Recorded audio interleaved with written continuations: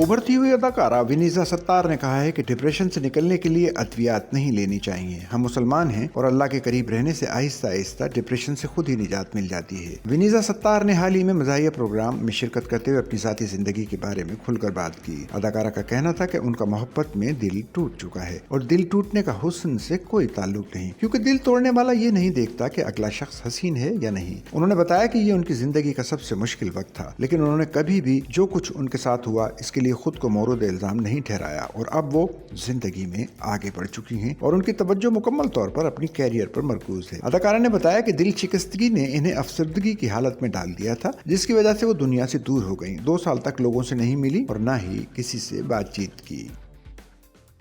Sachal news network की videos में खुशामदीद। नाजरीन, वीडियो से मुतालिक अपनी कीमती राय का इजहार कमेंट बॉक्स में ज़रूर करें और चैनल को सब्सक्राइब करें।